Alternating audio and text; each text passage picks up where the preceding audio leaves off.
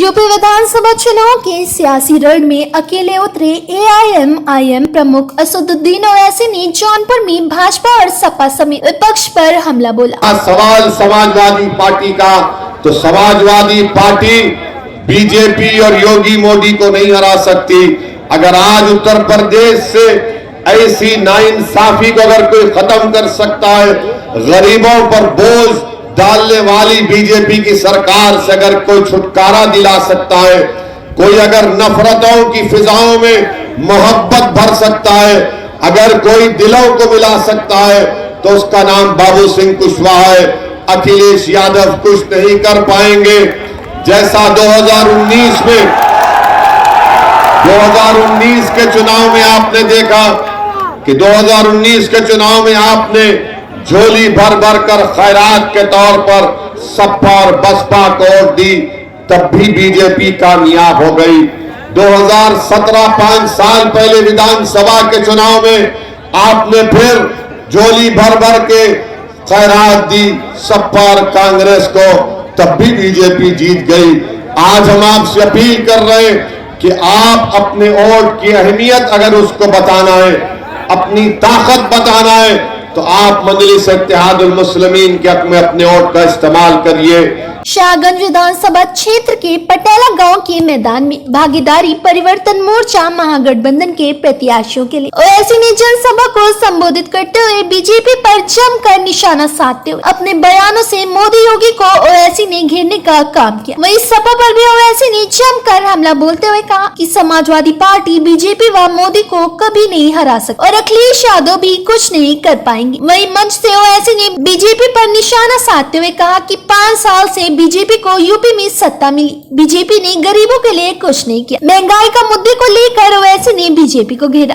और दूसरी बात यह कि आप जानते हैं कि 5 साल से बीजेपी को सत्ता मिली उत्तर प्रदेश में, मगर बीजेपी ने उत्तर प्रदेश के गरीबों के लिए कुछ नहीं किया।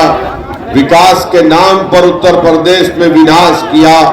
नौजवानों को, युवाओं से वादा किया था कि 70 लाख नौकरियां दी जाएंगी, मगर वो झूठा साबित हुआ।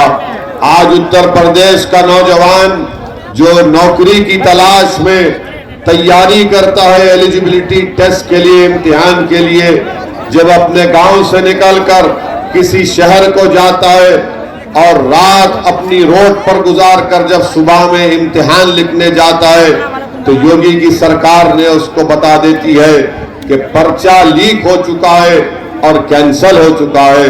मेरे अजीज दोस्तों और बुजुर्गों, आज उन बेरोजगार नौजवान बच्चे और बच्चियों के माँ बाप का क्या हाल होगा। उनके ख्वाबों को चूकनाचूर अगर किसी ने किया तो वो बीजेपी, मोदी और योगी की सरकार ने किया। मेरी माँ और बहनें, आप मेरी इस बात से मुत्तफिक होंगी कि कीमतें आसमान को छू रही है। पेट्रोल और डीजल की कीमतें इतनी बढ़ चुकी है कि आज गरीब को अपने घर में उसके खाने में, बच्चों की स्कूल की फीस अदा करने में बहुत परेशानी हो रही है। और हमारी बात को याद रख लीजिए आप, 7 तारीख के बाद 8 तारीख के दिन या फिर 10 मार्च के बाद 11 मार्च के दिन आप टीवी पर देखेंगे कि मोदी ने पेट्रोल, डीजल और गैस की सिलेंडर की कीमतों में इजाफा कर दिया। इसके लिए आप तैयार हो जाइए, क्योंकि उत्तर प्रदेश के चुनाव है। नरेंद्र मोदी जनता की नाराजगी नहीं मोलना चाहते हैं, इसीलिए जैसे चुनाव हो जाएंगे उत्तर प्रदेश के, मोदी सरकार गरीबों की कमर तोड़ने वाले इक़दाम करेगी।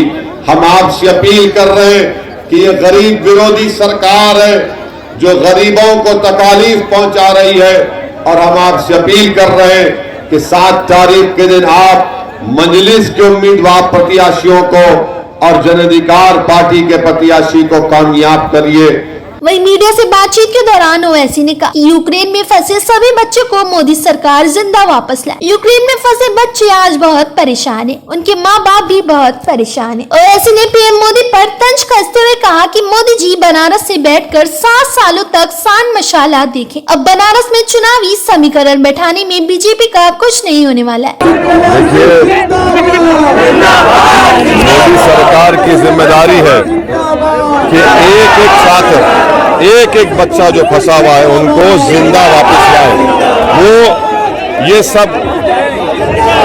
सब ना करें कि उतर रहे फूल कदरे। आज बच्चे बहुत परेशान हैं, उससे ज़्यादा उनके माँ बाप परेशान हैं, परिवार बहुत फिक्रमंद है।